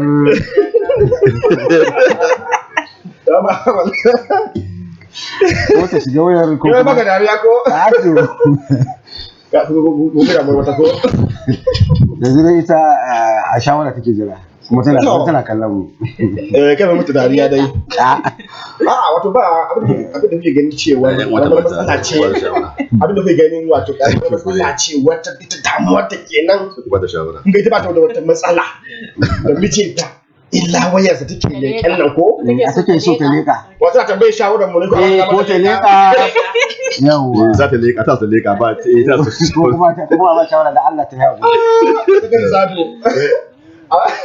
matsala ta shawara da leƙa ta wayar ina bai dace a ce mace ta bincike wayar ai mijinta ba ko duk wannan zargi ne da zai iya kaiwa ga ainihin raba aure da ake domin ana cewa dai namiji dai zai samu mace har 2 har zuwa 4 idan ma wannan kike tuna cewa ina hira da mata ne ina da wannan hurumi yawa kuma abu ɗaya ne zaki gane ki zauna matsayin ki na matarsa kawai ki kallo saboda har ki kai da tunanin binciken wayar mijinki zaki ga wani abin da ba shi kenan ba kuma hakan ma bai dace ba babban laifi kika idan zaki kina so ki haka ni shawara zan baki karki haka idan da akwai matsala ki kira mijinki ki masa bayani ni naga wasu kirayen da ake yi kuma wasu lokutan ma sai ka kashe murya ko wani ma zai ka shiga lungu ko kuma sai ka shiga ko kishin baka so in ji abin da kake faɗa ko wa yake kiran ka to ina gani kaman matan suke kiran ka to ni gaskiya ban ji daɗi ba irin wani abin ku dinga ya can waje mai yiwuwa ta gaya masa hakan tsakanin su shi a lokacin zai mata bayani cewa a'a ma'aikata ne ke kira ko kuma ba ya ke kira ne director ne ke kira to idan da nan waje mai zai hira da ita a nan gaban matar shi ne ta ce wa a gaban ta ma ba Ai, shi yasa wanda baya- to mai yiwuwa to ka gani baya ɗauka shi sa take wani kuma tana gani baya dauka ina ba dauka sai daga kallon ta ne kallon da duk wannan dokar abubuwa ne da gaskiya Hadizatu Isa wannan sai mata Abdullahi gaskiya ko wani matsalar shi gaskiya sai su na ta kenan wato wayar mid digital ba ta dama ka lura To ai gaskiya bai bata daraja ba duk wanda zai yi wannan gaskiya jinga koyewa yana wani dina yake ne gaskiya matan suke kira shi mana gaban ta. shawara ta ce ba Bai bata darajar ta a matsayin shi na matar ta domin ya san cewa a koda yaushe idan yana yin haka zuciyarta ai baki ji ba ita take son shawara ke ba ta shawara mana kawai akwai masu irin halin su akwai masu suna yi a gaban matan su taleka ne take taleka magana bai dace dinga a gaban matan shi ba taleka waya ne ko taleka gaskiya ya gabu da hanyar ta idan yana yin wannan au kamar da zakari sa ke cewa bai je kishin ko ban gida yana wannan ai ba daɗi kuma ko a lokacin ba ta sani ba bai san ma yana a kishin a ban gida ba a yi ne ana yi a ban gida ai kuna yi ai ba magana a ban gida ana yi shawar da zan ba ta gaskiya ta leka wayan mijin na hawan jini zai iya kama ta ta yaya suke ta faɗa mishi cewa gaskiya ya daina a gaban ta tana da kishin da kuma kishin miji kuma ba haramun ba haramun bane halal ne nata ne gaskiya idan yana dinga kawo zai iya kai daga domin abu hakan nan zai iya kawo matsala a tsakanin zai iya kare rabuwa a tsakanin su idan yana abu ya dinga rabuwa waya ba tare da gaskiya mana sosai wannan sai bai kai zuciyarki ne samu waya idan ta bude bismillah ba baki an baki waya to ni dai gaskiya da farko zan faɗa ma wannan baiwa Allah mai neman shawara wallahi kar ki sake ki fara bude wayar mijinki domin daga lokacin da kika fara binciken waya ina jin ke da kuma kwanciyar hankali kun yi hannu ne ga domin abin da zaki gani a cikin wayan da wanda ma kika zata har da wanda muke zata ba zaki gani a ciki ina baki shawaran ki kai zuciyarki nesa lallai ya kamar yadda kika yi bayani mu mun gane cewa ko kuma kamar da kai bayani ya nuna cewa akwai abin da shi mijin yake boyewa to ke tun da kin gano haka kawai ki fita harkan shi ki fita harkan wayan shi kina da taki wayar yana da nashi wayar din kowa ya amfani da wayar shi amma idan kika ce zako zaki fara bincike a wayar miji saboda wallahi akwai abin da yake boyewa a ciki wannan ba wai ko abin da bane daga yadda ta yi bayani idan aka kira shi yana kallon ki baya dauka akwai magana dole da gaskiya duk zargi take ya za a kira ya sa take duk babu tabbas magana ba yawa babu tabbas akwai tabbas tun da har yana kallon ta baya iya ɗaga waya akwai tabbas yana hasashe da babu tabbas cewa gashi to me zai hana ka ɗaukan waya a gaban matan yana kallon matansa bai da saka wani irin soyayya ne mama kuma sai gidanka to wannan bayar Allah yawa tana da shawara yawa na farko shawara zan baki sai ki haƙuri me yasa zan ce ki haƙuri kar ki shiga wannan wayar ki bar masa wayarsa kuma in kika shiga wayar gaskiya kin nemi lasisin bata aurenki don wani kaɗan yake jira ki shiga ya tambaye ki ko me yasa kika shiga masa waya bar masa wayarsa na biyu kuma tunda yana dan shakkanki to ki gode wa Allah wani lokacin yana dan shakkanki ki gode wa Allah mun samu labarin akwai wanda yake kirama a gaban matarsa yawa domin me zai boye dai za mu samu labarin waɗansu su ba abin da ya dame su me zai boye duk abin da suka ga dama ya siya a gaban matan ba ruwansu da ko ta ji ko kan ta ji ke ya dan ma shakkanki kuma wayar ki ke ma in aka yi wasa don duka akwai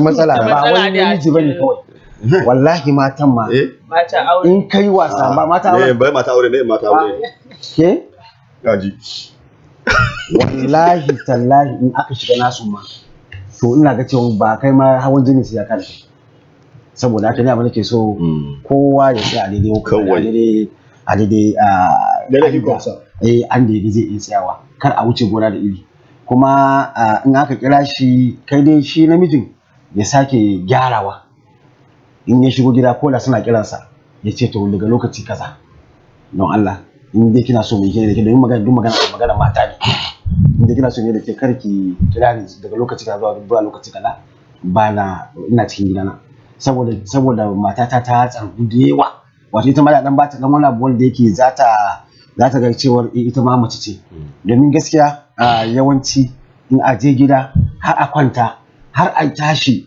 ana ta chatting. Wani ma akwai wata lamba ma wata a gidan ma ba a sani ba. Yau ba wannan lambar ce ba idan ma yana so yi mata. Sai ba da wata lamba idan ya zo gida sai kashe wannan waya. Wancan waya da kike gani ba shi bai kara. Yawa bai kara kullum zaki daga gida ma ya sai wannan. Yawa kamar mu masu wayoyi da yawa sai mu ba irin wancan.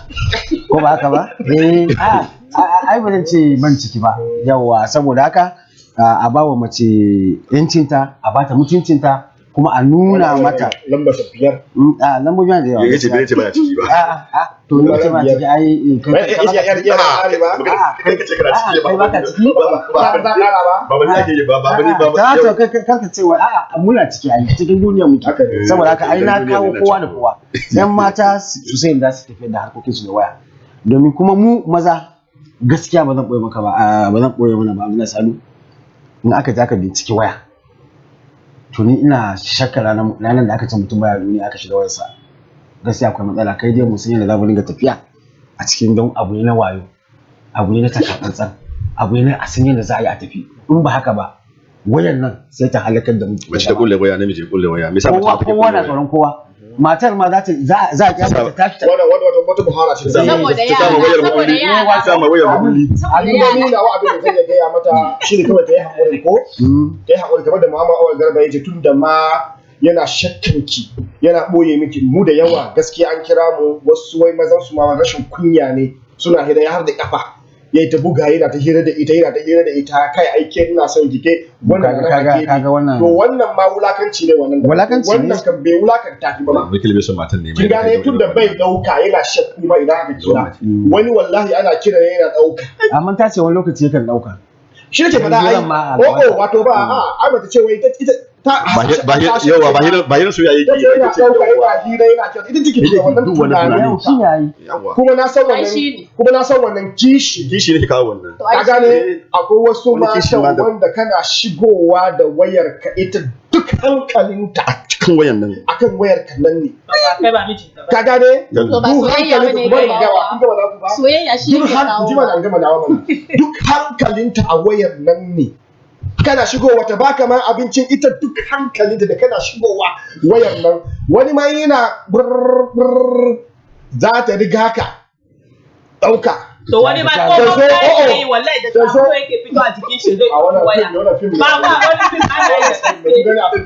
wallahi na yi wani abu yake fito saboda wasan kwaikwayo yayi wani wasan kwaikwayo nace ba amma ba su shiga ban daki da waje da shiga da ita ka nace ba mu dauki ma misali cewa an kira kan din ta wayar din in ta dauka wata ta ji muryar ba ta shiru ba ba lalle ban ta hadu da mara kunya za ta yi wayar za ta yi shiru ko ba haka bane yawa in kace ya mara rashin kunya ke ma kike nemo me daukan wayar da aka kira namiji na ne wai ta ga suna ta ga suna ba da izini to me yafi a ciki ita ba ta san zahuran wa ita ba ta san zahuran ba da gaba bana ita ba ta san zahuran wace ce ba ta dauki wayar ta ce alo kaji ƙara kira miji na ki daga yau ya ƙare in ba haka ba ba san cewa wata ƙila ma abu daban bane zai iya yiwuwa ana yin wannan kullum mijin ki ne kai kadai ai ba miji ki bane kai kadai ni ba na son aure shi ka ga miki haka ba zai ga mana abin da wallahi ya hali kai kanka bismillah wallahi ina harka da wata mace tana kawo mun kaya ba Allah sa goya ma dariya ba su fara masa gaskiya ne wallahi mata da ga kawai sai ta dauka kawai sai ga dora mata zagi ni kuma matan nan tana kama abin da zamu samu rayuwar mu wallahi ya kai ya zai ta wata marka haka nan kuma wallahi haka ce matar ka ko ba ko wallahi matan wani babban soja ko ba ko me gidan nace ba akwai waɗanda ma suke canza waya suke canza suna a waya wannan ba wani ya zaki mace na kina wani sunan kuma ni gaskiya ni daga lokacin sunan kato ne fito ji mana Abdullahi sai daga lokacin ka dauki waya na in kika ce wance sai in ce ai wannan ta gani yafi kawai a tashi a wajen kishi yake ce ana kuma ka gama da ita kuma da kishi a to ma ita ta fi son a shakkun din da ka gaya mata irin ni ya kace ba to ba sai mu yanke ba kawai ne cikin shi yake wallahi to jama'a ga wannan lokacin naku ne mu mun ba da namu bayanan kai mu zo da kin malami wanda zai yanke hukunci insha Allah Sheikh Abu Umar Malam Bala kenan daga kasar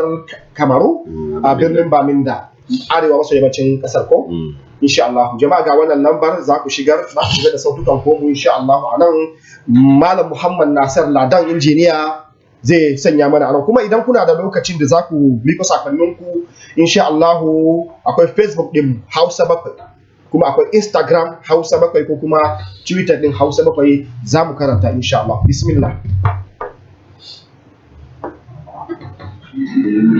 Assalamu alaikum gidan talabijin na Hausa Bakwai. Mai magana Abubakar Garo Bala daga Kaduna, Najeriya. Ana hakika wannan batu da kuke na magana babban Boko Haram lamura ne da suke buƙatar kwarai da gaske ɗaukar hankali kuma a yi tunani na tsanaki. Kamar yadda kuke faɗa cewa lallai an yi sauyi, wannan babu ko shakka a ciki, an yi gaggawa ma. Domin kuwa idan aka duba mutumin da aka ce ya ɗauki shekaru 10 yana aikata ta'asa kuma da take ta ƙololuwa a maganar aikata laifuka wanda su ne manyan laifuka, ka ce kisan kai a addinance, a hukumance kisan kai yana ɗaya daga cikin manyan laifuka da ake aiwatar da shi a doron ƙasa. Amma a ce wai yau dare ɗaya wai ya zo ya miƙa wuya, wai har gwamnati ta amshe shi ta nuna mutane shi a matsayin wanda aka amince da shi. To wannan abu zan iya ce muku, to Najeriya ta mu kenan.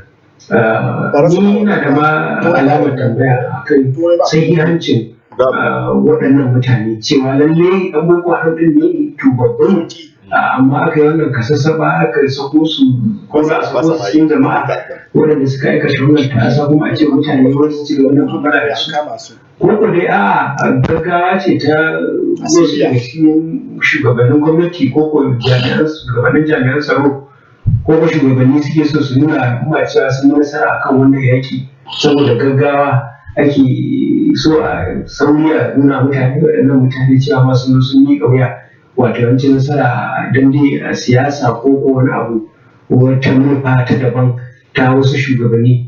To lallai in aka yi haka zan yi cewa Allah ya tsare mu, ba fata muke ba, amma lallai kar a zo a yi kiso da kwarkwata, kar a zo a yi da na sanin da ba za ta haifar mana da ɗani ido ba, wanda akan ce da na sani ke ce.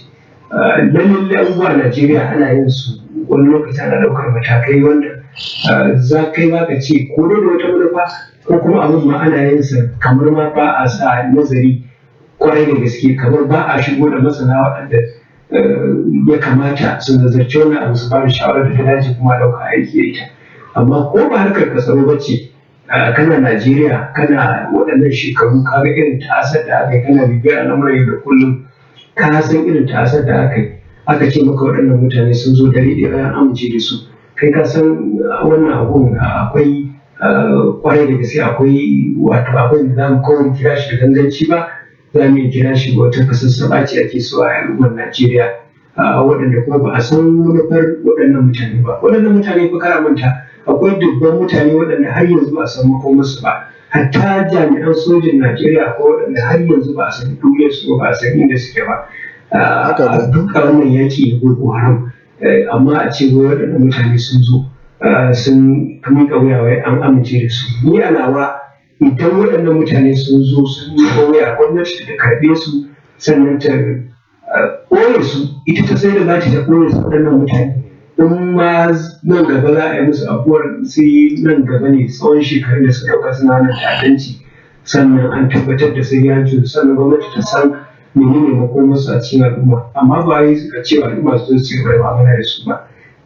To, akwai da rahoton da nake son abin nan, akwai yara dai rahoton da aka bayyana har ila yau da nake ga zai iya yiwu akwai alaka da Boko Haram din, domin aka ce yara wannan ƙasar Najeriya ne fa kiyasin da aka yi, wato ƙasa ce wacce ta fi ɗauke da yaran da suke wato tsumburewa. Ƙasar Najeriya ce. Tsumburewa? Kuma akwai ƙasar Najeriya ko ba haka bane har ila yau a cikin wani rahoton ya ce wato 'yan Najeriya na cikin waɗanda suka fi fama da ciwon mantuwa a duniya. Alzheimer. Wannan duk idan aka duba wai lokacin ma ba su san da wannan cutar a cikinsu ba. Saboda haka nan duk wannan tattare da irin wannan abin da ke addabar su ya kamata su ma kansu a kula da rayuwarsu domin sun shiga cikin tsakawai ma waɗannan ƙungiyoyin da suka saka su a ciki ba wai kawai a ɗauki tubabbun ba amma su ma ya kamata a duba al'amarinsu insha Allah. Na gaba. Assalamu alaikum wa rahmatullahi ta'ala wa barakatuh. Barka ku da warhaka Hausa Bakwai. Gaskiya ina ba ta shawarar cewa kar ta taɓa ɗaukar wayar ta haƙura ta yi ta addu'a in dai yana cutar da ita ko kuma in dai yana yin abin da ya kaucewa addinin musulunci Allah ya shirya shi ko kuma ita Allah ya saka mata. Dan na shiga irin matsalar da ta shiga ni kaina ban taɓa ɗaukar wayar mijina ba bayan na san yana cin amana ta. Na haƙura ina addu'a cewa in dai yana cutar da ni Allah ya saka mu. A ranar shi da kanshi ya sauya waya sai ya ba ma ɗiya shi wayar da ya sauya ya ce ta ringa wasa da ita. A ciki ya manta da goge wasa ɗin shi ba da messenger shi. Na sa layi na hau da connection. Dukkan mesajojin da ya yi tun shekara wajen 5 baya sai da suka zo a hannuna. Na karanta muka shiga tashin hankalin da har kusa yanzu bayan wata da watanni ba za mu taɓa komowa daidai ba. Da yi haƙuri da roƙi Ubangiji Allah ya saka mata. Allah zai saka mata insha Allah. Amma maza ba kuke ganin Allah ya shirya su na ko'ina. Gode. Madalla amin hajiya. Na gaba.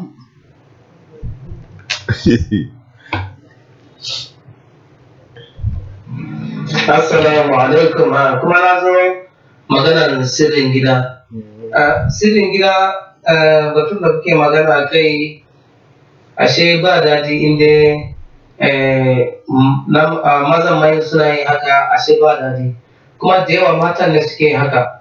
Kuma yanzu an samu ga namijin ma in an kira shi ya baya sai to ni dai shawara da zan ba wa matan nan watakila akwai abin da take yi ita da kanta akwai ta tambaya kanta akwai wani abin da take yi mijinta baya so shi ma yana mata barazana a hakan watakila ni kakan ke gani a gani na to ta canja abin da take shi kenan madala na gaba.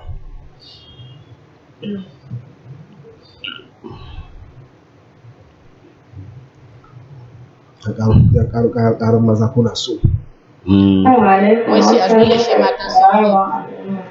Ya gida an tashi lafiya ya aiki kuma an tashi lafiya Allah ya kyauta Allah ya ba ku sa'a. To na gaishe ku Hausa Bakwai ta ji da gaisuwa na zuwa gurin ɗauki mai kyau. Sannan ku da shirye-shirye da abokanayen aikin ku na gaishe ku. A tashi lafiya. Madalla mun gode. Na gaba. Assalamu alaikum wa rahmatullahi ta'ala wa barakatuhu Hausa Bakwai da fatan kun tashi lafiya. Gaskiya muna jin daɗin shirye-shirye. Danku, Allah ƙara wa wannan kashin muku albarka. Darajar ɗaukaka. To masha Allah. Ni dai shawarar da zan ba wannan mata. Wallahi, kar ta kuskura ta shiga wannan waya. Ta shiga ta gani. Ita ne mata harkan waya. Shiga ta gani. Wallahi ta yi ta buɗe wayan nan tana ganin wani abu ta ja ka ta hawan shi ko kuma wani abu. Ke me da miki ma da wayar shi? Gaskiya ƴar uwata ina baki shawara. A lokacin da yake wannan abin, ki ma mai da abin kamar bai dame ki ba. Idan ya fara abin shi, kawai ki mai da abin kawai bai dame ki ba ko kaɗan. Ki shiga harkar gaban ki. Ai duk daren daɗewa wata rana sai kin ga abin ko kuma ya gaya miki. Saboda haka ai uwata kake da ni kai. Wallahi ki kuskura ki taɓa wayar shi. Ki haƙuri. Wallahi mu mata gaskiya matsala mu taɓa wayar mijin nan. Kana zaune lafiyan ka kalau babu komi amma kana taɓa wayar nan ka ga wani abu da zai saka hawan jini. Wallahi ina baki shawara ƴar uwata. ka ki shiga wannan. To, malama ta ji ba ta shiga ba. Na gaba. Shiga ma. Assalamu alaikum warahmatullahi wabarakatuh. Ina Yakuba daga birnin Kwani. To, A matsayina wani nake so gwamnati yan boko haram din nan wallahi ga daga musu kafa a kashe na kashewa a hukunta na hukuntawa. Yau su wasu tafiwa ba don Allah sai yanzu da son kaga uwar bari za su ce mutane sun duba. Ƙarya ce wala zalunci ne kawai. Allah kare karya su. Amin. Na gaba. Assalamu alaikum wa rahmatullahi ta'ala wa barakatuh. Da fatan an tashi lafiya kuma ana cikin ƙoshin lafiya.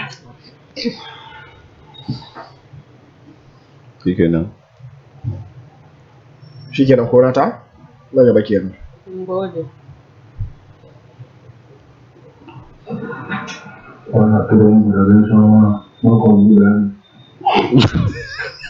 To malam ga sha saurare ka yanzu.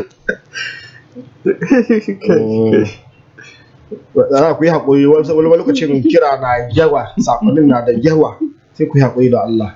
Na gaba. Shi wani kira shi da mara ne da yake yi.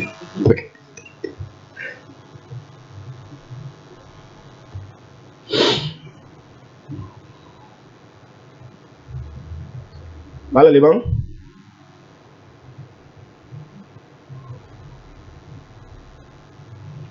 Ban ka muka dawo dai aka baga maganar Boko Haram nan kasashen turan nan ba a yafe musu san. Kasashen turan kashi domin ban sani ba ko wace doka ce a kasar Najeriya ainihin mun san cewa shari'ar kisa akwai ko hukuncin kisa akwai a kasar Kamaru akwai yawancin kasashen Afirka nan akwai mace. To ban san me matsala ba me yasa domin haka mutum da ya wani abu daban wanda bai ga ta'addanci ba shi sha a kashe shi kuma a yi masa hukuncin rai da rai to ya aka yi su waɗannan ɗin bai musu wannan a samu kamar da aka yi a Guantanamo nan wato musamman irin wato gidan yare musamman nasu wanda za a keɓe su a tunda Muhammad Ogar na magana a keɓe su ni ma ina goyon bayan kar a shigar irin waɗannan mutanen cikin al'umma domin hatsari ne babba ko ba haka ba san manufofinsu ba za su yi haka ne shekau ya mutu san cewa ba wani karfi kuma zo kai su abin nan amma daga baya daga sun kasa kar ku manta cewa an ce daga cikin abin da ya haifar da wato Boko Haram akwai talauci to kai kana ganin idan aka shiga da waɗannan 8,000 ba sa musu aiki ba ba su ci gaba da wannan aikin din ba nan ne matsala ba ne ma akwai wata akwai sauci ka ba mu fa in babu kuma sai mu ci gaba ko assalamu alaikum gidan talabijin na Hausa bakwai abin da nake so ka aljajjada akan maganar tuwafin Boko Haram a yi magana da Abubakar Garba Bala daga Kaduna Najeriya a yi la'akari da cewa mutanen nan akida ce suke yaki a kai akida ce suke yaki a kai domin kuwa shi yadda da wanda ya gina akan wata akida yana da wahalar gaske a yadda da shi kuma a gane tubansa na gaskiya ya bambanta da barawo ko dan ta'adda na cikin gari ko dan daba da sauransu wannan tubansa yana da sauki amma wanda ya gina akan aƙida shi har ga Allah yana yin abin da ne a nasa tunanin shi ne ma hanyar da zai tsira da gobe kiyama a nasa aƙidar wannan shi ne aka gina su tsawon shekaru aka zo aka yi wannan ta'asa da su sannan a ce an yarda da su ana ɗaya shi ne magana da ne a ƙarshe yake so a fahimta. Madan labarin Abubakar Garba a Kaduna. Abubakar Bala. Kaduna ko? Okay. Assalamu alaikum wa rahmatullahi ta'ala wa barakatuh. Hausa bakwai TV da fatan kowa ya lafiya yana cikin lafiya da ina jin daɗin shirye-shiryen da ake gabatarwa. Daidai Allah ya sa mu dace. Aminatu Abdulsalam magana daga ƙasa Kwanji ba. To da Kwanji ba mun gode Allah ya saka ko na gaba.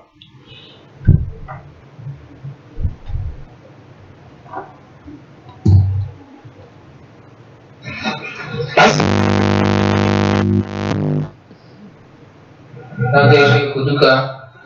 Batun da muke magana akan Boko Haram wannan mutane a gani na kar a sa su a cikin mutane da wuri-wuri. Saboda a bar su gani su yi lissafi yanzu tun da sun fara zuwa yanzu ko kaɗan zai yi wata wannan zai yi shekara ko 6-7 haka.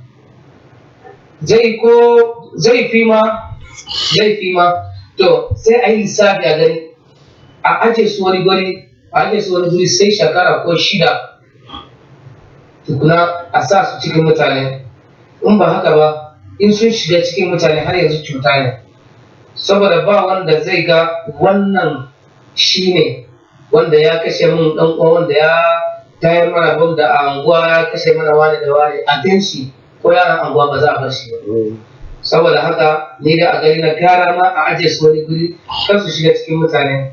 In ba haka ba har yanzu abin ba zai kare ba, saboda in sun shiga cikin mutane za a yi kyamatar su, don an kyamace su ya ka cewa da Hausa ya kyamace su kai kokari ya kai kula ta ne to hakan nan su shiga cikin mutane ba za su karbe su ba. To har yanzu kuma abun ba zai je kamar inda ake so ba. Aje su wani guri don Allah. Wannan abin da nake gani in an aje su a cikin mutane cuta ne. In Allah ya yarda Allah ya sa a ɗauka shawara. Na gode. Umar Muhammad daga Bakusa. To Umar Muhammad Bakusa ya mace ƙasar Kamaru. Na gaba.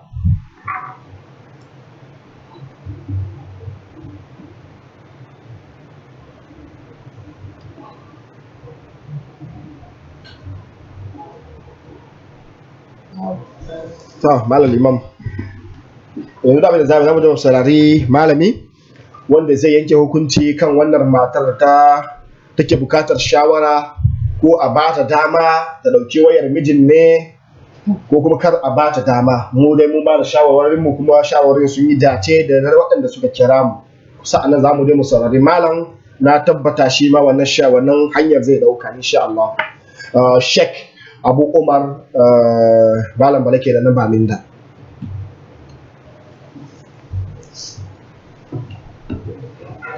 Assalamu alaikum wa rahmatullahi wa barakatuhu.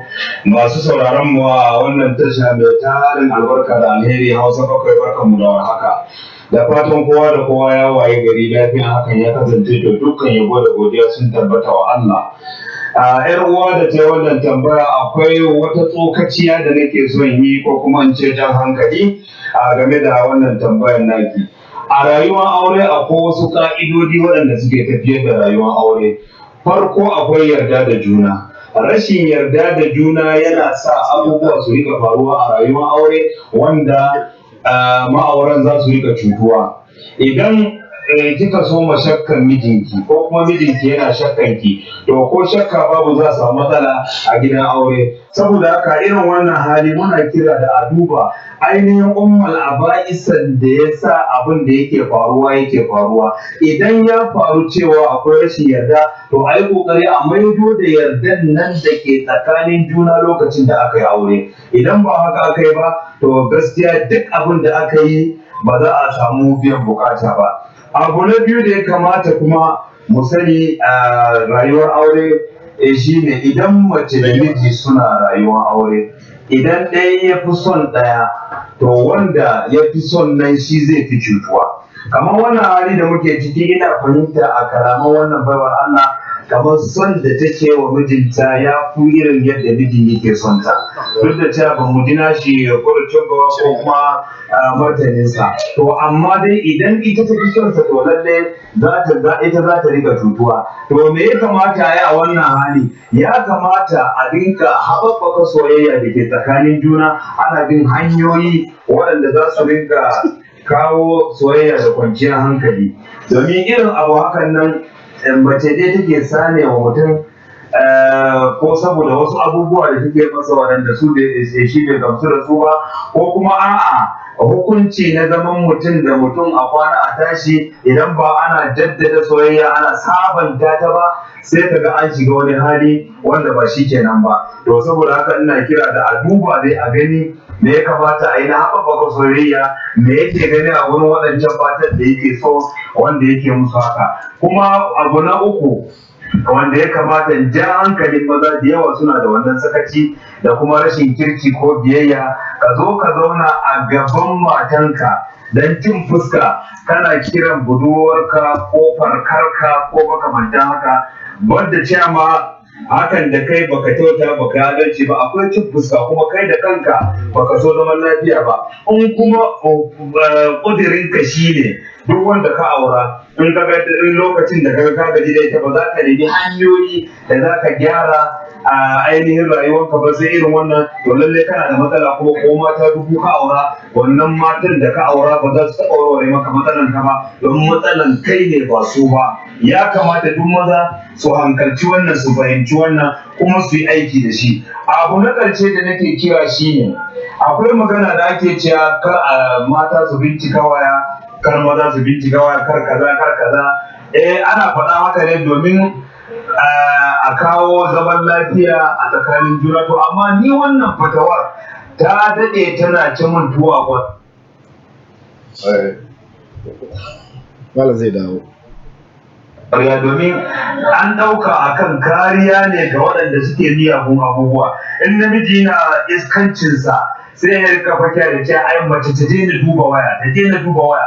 To ta daina duba waya, me kake ɓoyewa, me kake tsoro? Idan ka san wayar ka za a bude a da Allah ce, annabi ya ce, dangi sun gaishe ka, an sada zumunci, wace ne za ta yi korafi don yan uwanka ko maza ko mata sun kira ka sun gaishe ka. To wannan janibin shi ma a tuna. Kada mu rika cewa kawai babban kuskure shi da mace ta rika duba wayar mijinta.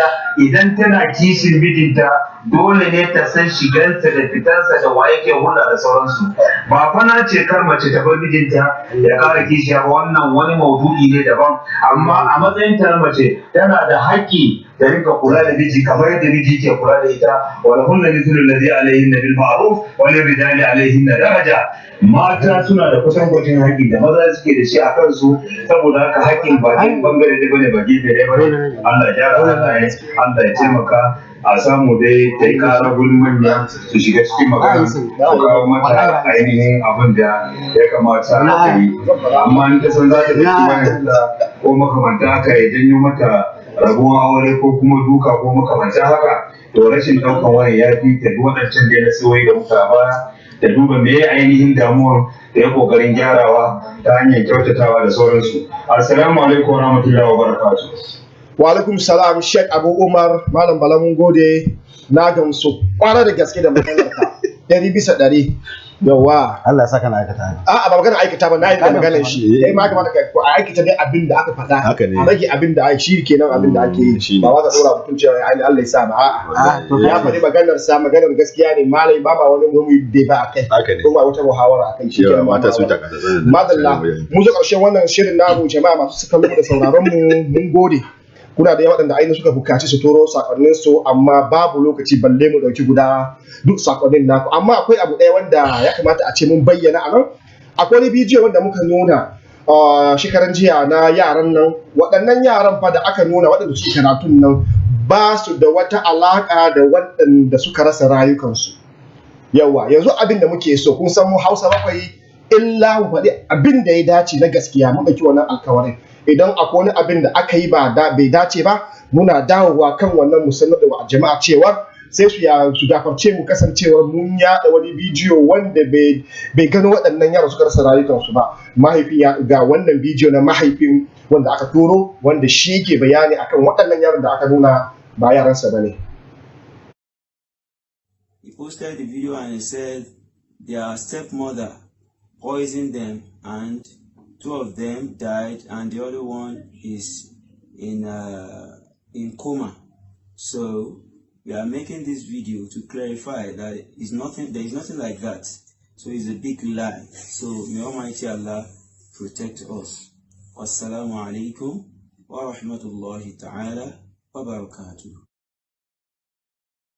Gaskiya al'amarin kenan, waɗannan yaran da suka aka nuna shekaran jiya suna karatu, waɗanda suka rasa rayukansu ba su da wata alaka. Wannan ga waɗanda muka yi yara uku ɗin su suna nan a raye, kuma ga mahaifinsu ya yi bayani. Waɗancan wato su rasa rayukansu, akwai namiji ɗaya sunansa Ahmad, wato Alhaji Haruna. Waɗancan su biyu, mata biyu ne, sa'an da namiji ɗaya. Allah ji kansu da rahamarsa, su kuma iyayen Allah ya ba su haƙuri. Ba shi na muku akwai lokaci na magana ta ƙarshe babu yau, saboda sauran mana minti guda ɗaya mu rufe wannan shirin.